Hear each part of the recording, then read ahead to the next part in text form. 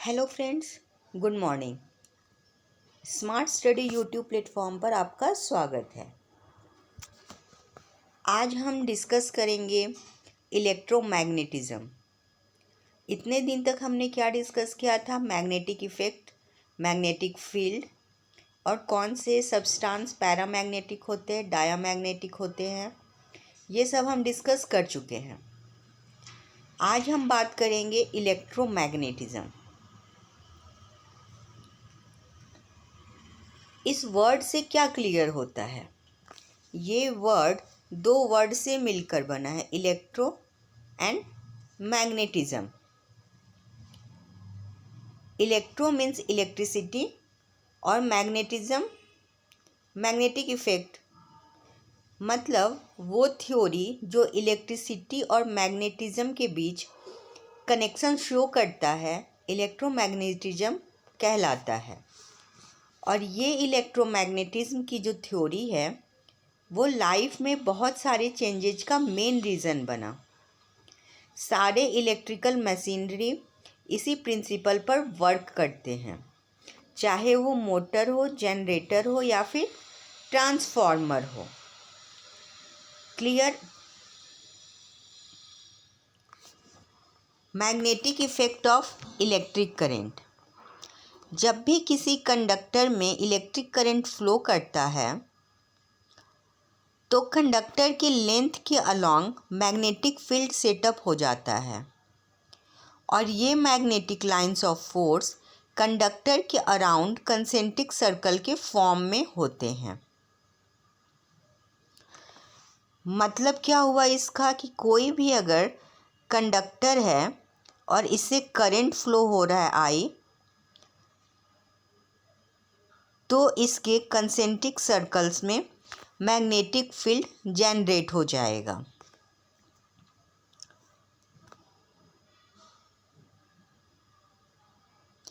और ये magnetic lines of force का डायरेक्शन कंडक्टर में सप्लाई करंट के डायरेक्शन पर डिपेंड करता है, जिसे फाइंड करने के लिए हम राइट हैंड रूल अप्लाई करते हैं। ये वही चीज़ लिखा हुआ है कि this magnetic lines of force are in form of concentric circles around the conductor. अब हम जानते हैं कि ये राइट हैंड थंब रूल क्या है। तो इसके लिए हम कंडक्टर को अपने राइट हैंड में इस तरह होल्ड करते हैं कि थंब करंट के डायरेक्शन को पॉइंट करेगा। जैसा कि यहाँ पर दिख रहा है, ये जो थंब है वो करंट के डायरेक्शन को पॉइंट कर रहा है। जो बचे हुए 4 फिंगर्स हैं वो कंडक्टर के अराउंड मैग्नेटिक फील्ड के डायरेक्शन को बताते हैं, मतलब मैग्नेटिक डायरेक्शन फिंगर के साइड होगा, इस साइड से होगा। क्लियर? ये है right hand thumb rule.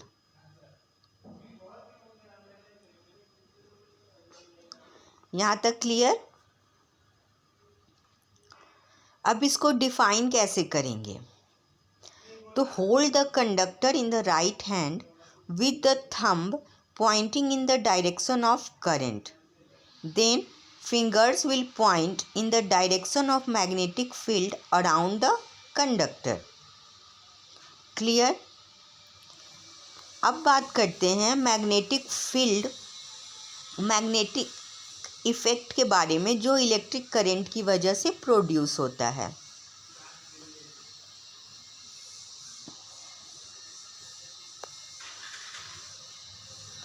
The greater the current through the conductor, the stronger the magnetic field and vice versa. मतलब कंडक्टर से जितना ज़्यादा करंट फ्लो करेगा, कंडक्टर के अक्रॉस उतना ही स्ट्रॉन्ग मैग्नेटिक फील्ड सेटअप होगा, और अगर कम करंट फ्लो करेगा तो कम स्ट्रेंथ का मैग्नेटिक फील्ड जनरेट होगा। Clear? Magnetic field near the conductor are stronger and becomes weaker as we move away from the conductor. मतलब कंडक्टर के पास मैग्नेटिक फील्ड बहुत ही स्ट्रॉन्ग होगा और जैसे जैसे हम कंडक्टर से दूर जाएंगे मैग्नेटिक फील्ड वीक होता जाएगा। अगर हम यहाँ एक कंडक्टर एज्यूम कर लेते हैं और इसके around magnetic lines of force बन रहा है, तो ये जो छोटा सर्कल है वहाँ पर मैग्नेटिक फील्ड स्ट्रॉन्ग होगा with respect to big circle, क्योंकि ये कंडक्टर से थोड़ी दूरी पर है। Clear?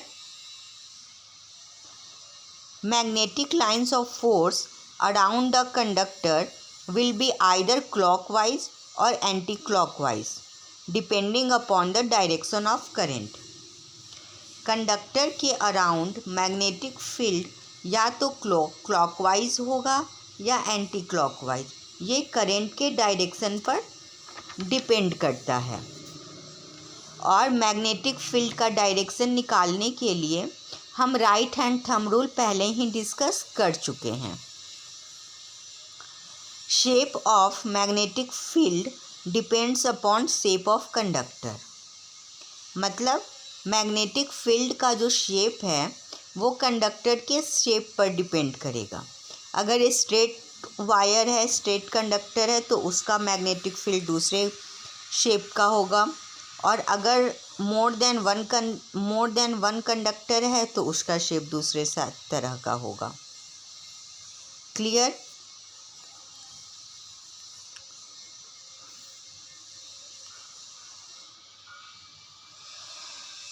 Current carrying conductor different type के होते हैं।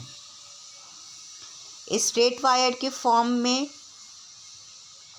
लूप, जो कि एक टर्न का भी हो सकता है या फिर मल्टीपल टर्न के साथ। तो आइए हम डिस्कस करें लॉन्ग स्ट्रेट कंडक्टर अगर करंट कैरी करे तो वो कैसा मैग्नेटिक फील्ड प्रोड्यूस करेगा।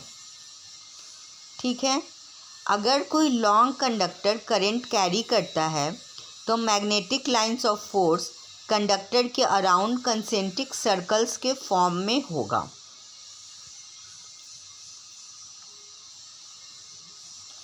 If a straight long conductor is carrying current, the magnetic lines of force will be concentric circles, and we can find the direction of magnetic line by right hand rule. ठीक है, ये तो हम पहले भी discuss कर चुके हैं। अगर करंट स्ट्रेट वायर में है तो मैग्नेटिक फील्ड जो है वो कंसेंट्रिक सर्कल्स होगा। अगर कंडक्टर में करंट का direction inside plane of paper हो तो हम देखते हैं कि magnetic lines of force clockwise होगा, और इस कंडीशन में करंट को हम क्रॉस से डिनोट करते हैं।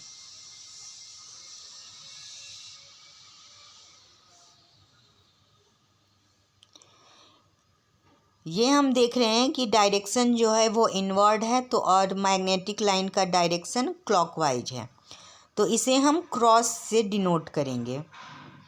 वहीं अगर कंडक्टर में करंट का direction outward of plane of paper है तो ये जो मैग्नेटिक लाइंस है वो एंटी क्लॉकवाइज होगा, और इसे हम डॉट से रिप्रेजेंट करेंगे।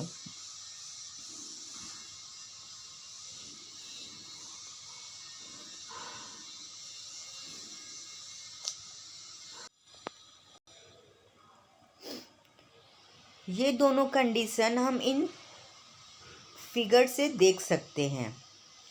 ये तो बात हुई सिंगल करंट कैरिंग कंडक्टर की, लेकिन तब तो मैग्नेटिक फील्ड क्या होगा जब दो कंडक्टर पैरेलल में करंट कैरी करें। जैसा कि ट्रांसमिशन लाइन हम बाहर देखते हैं अपने घरों के बाहर, तो उसमें क्या होता है, दो पैरेलल वायर्स में दोनों में ही करंट फ्लो करता है। तो इस केस में मैग्नेटिक लाइंस ऑफ फोर्स क्या होगा।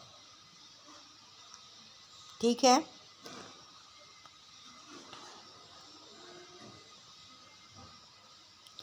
Magnetic lines of force will be clockwise around each conductor.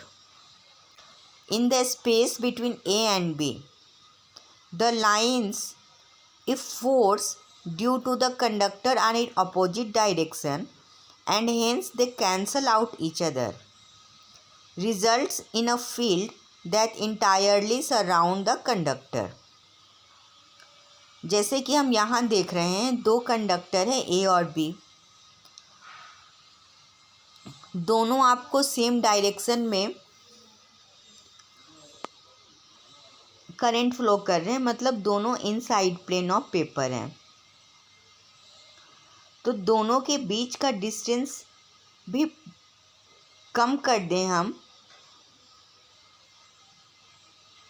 तो मैग्नेटिक लाइंस ऑफ फोर्स दोनों के अराउंड क्लॉकवाइज होगा और कंडक्टर ए एंड बी के बीच ये जो लाइन ऑफ फोर्स हैं ये हम देख रहे हैं कि अपोजिट डायरेक्शन में होंगे। मतलब एक अगर इधर क्लॉकवाइज है तो ये एंटी क्लॉकवाइज है।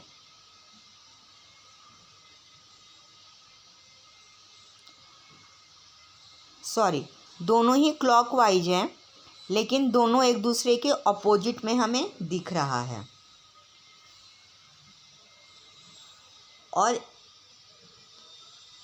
इसकी वजह से ये दोनों जो मैग्नेटिक फील्ड लाइन्स है ये एक दूसरे को कैंसिल करेंगे और ये जो कंडक्टर है, मैग्नेटिक फील्ड है, ये दोनों ही कंडक्टर को पूरी तरह सराउंड करेगा, जैसा कि हम फिगर में देख रहे हैं। ये जो बीच के मैग्नेटिक लाइन्स है ये एक दूसरे को कैंसिल कर दिए और इनके मैग्नेटिक फील्ड और इसका मैग्नेटिक फील्ड दोनों कंबाइन हो गया। मतलब जो मैग्नेटिक लाइन्स ऑफ फील्ड है वो दोनों ही कंडक्टर को इनक्लोज करेगा। क्लियर? चलिए अब एज्यूम करते हैं कि बहुत सारे पैरेलल कंडक्टर एकदम पास पास रखे हुए हैं, तो मैग्नेटिक लाइन ऑफ फोर्स जो दो कंडक्टर के बीच में आएंगे एक दूसरे को कैंसिल करेंगे और एक्चुअल मैग्नेटिक फील्ड सारे कंडक्टर को सराउंड करेगा, उन्हें एक ही कंडक्टर की तरह एज्यूम करने लगेगा। और अगर हम करंट के डायरेक्शन को रिवर्स करते हैं तो मैग्नेटिक फील्ड लाइंस का डायरेक्शन भी रिवर्स हो जाएगा।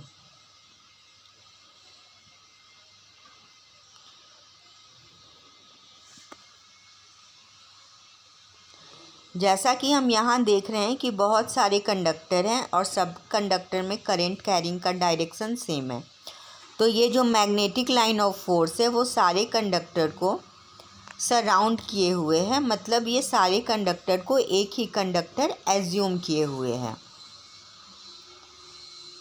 क्लियर? और अगर यहाँ क्रॉस की जगह डॉट हो जाए तो इनका डायरेक्शन जस्ट अपोजिट हो जाएगा। ठीक है,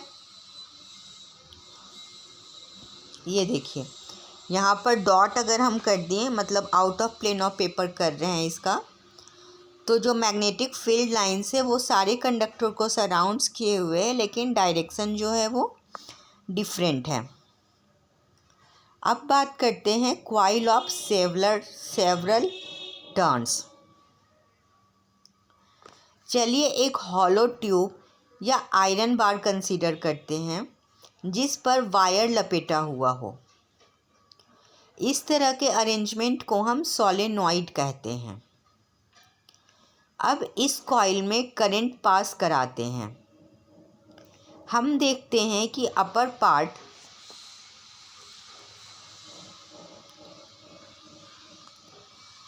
पार्ट जो कि 1 2 3 4 5 से डिनोट किया हुआ है में करंट प्लेन ऑफ पेपर के इनसाइड फ्लो कर रहा है, जबकि लोअर पार्ट 6 7 8 9 में आउट ऑफ पेपर फ्लो कर रहा है। मतलब 1 to 5 में ये क्लॉकवाइज डायरेक्शन में है और 6 to 9 में ये एंटी क्लॉकवाइज डायरेक्शन में है।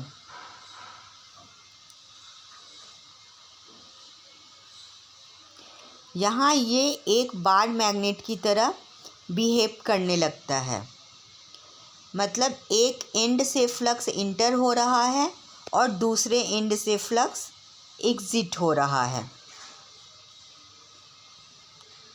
इधर से फ्लक्स एग्जिट हो रहा है और इधर से इंटर हो रहा है।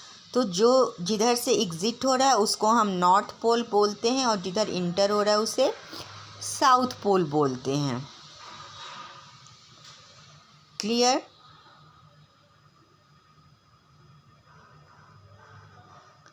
यहाँ तक क्लियर हो गया आप लोगों को कि कैसे मैग्नेटिक फील्ड जनरेट होता है अगर एक कंडक्टर हो, मोर देन वन कंडक्टर हो, या फिर ये एक सोलेनॉइड हो। ठीक है, आज के लिए इतना ही। नेक्स्ट डे हम इस टॉपिक को और आगे बढ़ाएंगे। तब तक आप इन सब कॉन्सेप्ट को देखिए और समझने का कोशिश कीजिए। तब तक के लिए bye and have a nice day.